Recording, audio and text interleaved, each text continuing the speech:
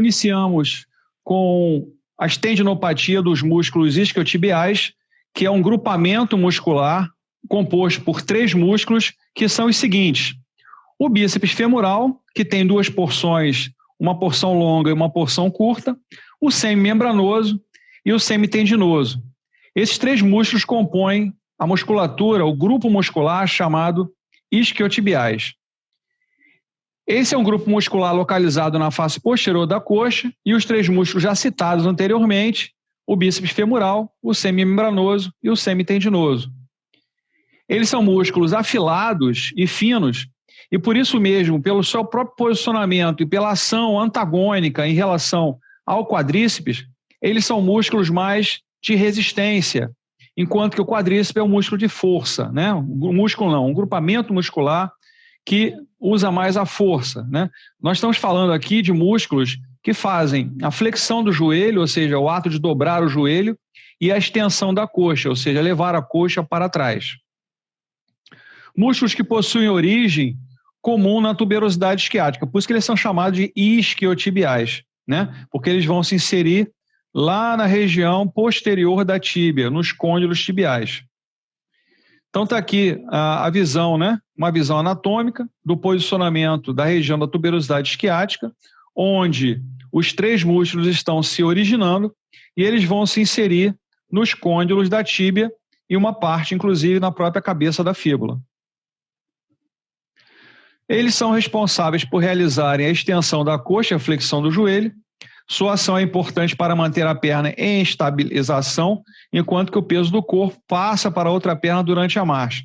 Então, ele faz a função do término da marcha, quando o corpo transfere o centro de gravidade para o outro membro para a execução do passo. O que se fala sobre as lesões relacionadas às tendinopatias? Bom, nós sabemos que toda tendinite, toda tendinopatia, se ela não for tratada adequadamente, ela pode levar a uma tendinose, ou seja, de um problema inflamatório gerando um problema degenerativo. Aí o caso se complica muito. Por quê?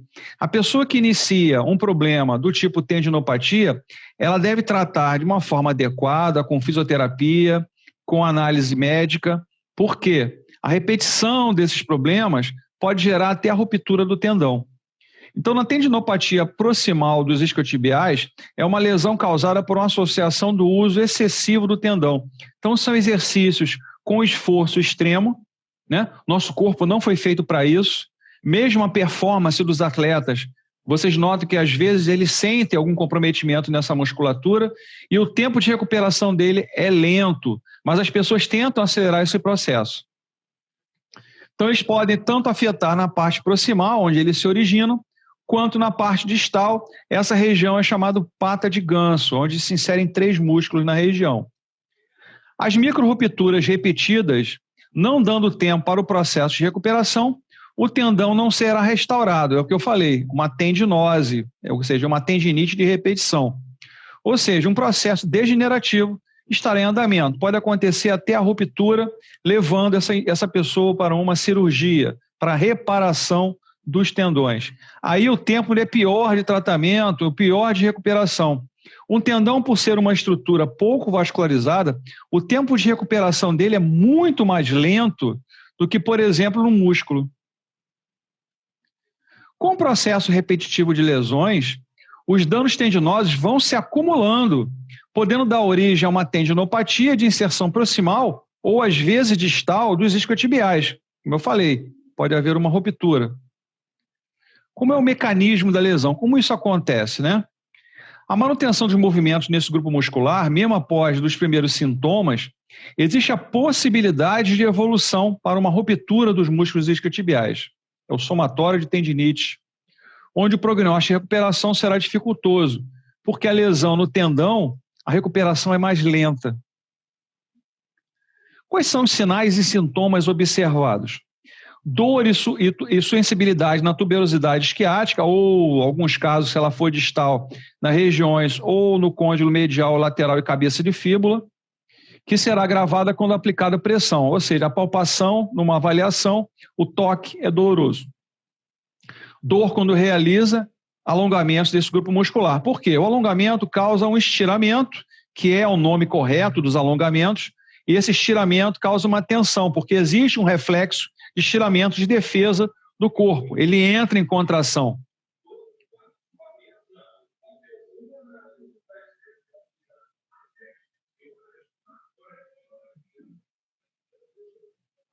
Porque existe um reflexo de estiramento, que é um reflexo de defesa.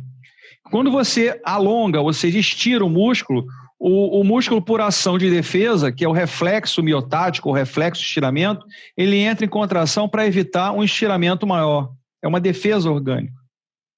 Então, a dor sensível no local, o indivíduo logo coloca a mão no local da sensibilidade, né? Porque existe trajeto nervoso, existe sensibilidade na musculatura. Dor ao realizar a flexão do joelho, porque é um movimento anatômico, né, dessa região, contra uma resistência. Início gradual depois e após atividades físicas. Pode haver dores irradiadas para a parte inferior posterior da coxa. O músculo é inervado ali posteriormente, né, por raízes do nervo isquiático, e dependendo da lesão, ele pode ser comprimido, causando dor, né? Isso se chama dores irradiadas. Uma atenção para essa colocação nossa aqui. Existe similaridade nos sintomas de bursite isquêmico glútea, muitas vezes com dor cística. Então, por isso que é necessário a avaliação por imagem, como exame complementar, para que nós tenhamos um diagnóstico correto, porque se você não tem um diagnóstico adequado e correto, o procedimento de tratamento será diferenciado. Por isso que o diagnóstico, o fisiodiagnóstico, a avaliação precisa, adequada com o paciente, a perda do tempo, que é uma perda boa, né, avaliando o paciente, se faz muito necessária. Então está aqui uma análise, né? Ou seja, essas duas setas estão mostrando exatamente um comprometimento muscular, ou seja, uma tendinose já de isquiotibiais. O que fazer durante um tratamento? Repouso, né? Evitando atividades que vão causar dor. O ideal, inicialmente, 5 dias, podendo evoluir até 10 dias, para que retorne gradualmente à atividade no qual você está disposto a realizar. Podemos fazer, através da fisioterapia, a termoterapia, através da crioterapia, que é a colocação do gelo.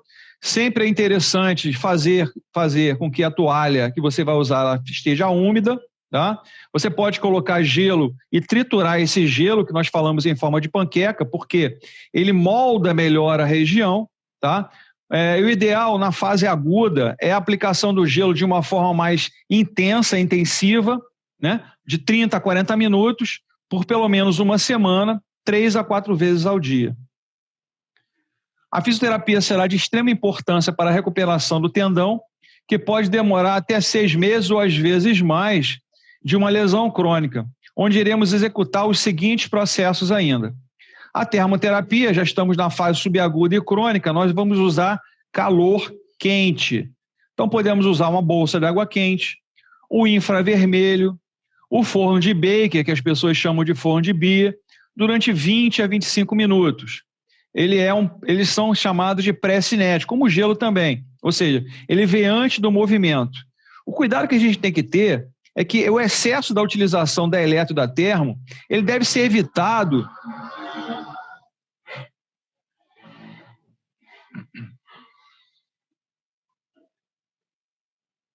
O excesso da utilização da eletro e da termo deve ser evitado principalmente na fase crônica. Deve-se dar muito mais ênfase à cinesioterapia, os exercícios para dar reforço e equilíbrio músculo-esquelético. Alongamento terapêutico, os músculos tibiais são muito importantes e devem ser repetidos, né? Essa atividade 3 a 5 vezes ao dia, sempre de maneira suave, respeitando sempre o limite da dor do paciente. Chegou no limite? É ali o limite que você tem que ir, não passando desse limite. Respeite a dor do paciente. Exercício de fortalecimento progressivo para a região do quadríceps, porque eu tenho que ter um trabalho de equilíbrio, não só trabalhando a lesão, eu também tenho que trabalhar outro membro, né, que foi lesionado. Região glútea, que faz parte desses grupamentos musculares em ação conjunta. principalmente os isquiotibiais, em movimentos e exercícios isométricos, que são os mais adequados em processo de recuperação. A massagem transversal de Cyriax, que é uma massagem profunda para a liberação de fibroses que possam vir a acontecer com o processo de reparação e a diminuição da amplitude pela dor que o paciente sente. Então, pessoal, uma avaliação precisa é necessária sempre que der o início um tratamento. O fisioterapeuta tem que ter esse espaço para avaliar, analisar, através de vários processos, para saber a adequação do que fazer. Vou uma frase que eu sempre repito: avaliou errado, vai tratar de forma incorreta. O paciente vai voltar no dia seguinte ou vai te ligar no dia seguinte dizendo assim: olha, a minha dor aumentou, meu problema está pior. Então, o procedimento não foi adequado. Então, é necessário que a avaliação seja de boa qualidade, que perca esse tempo de forma positiva e se trate o paciente de uma forma adequada. Tenha atenção a isso.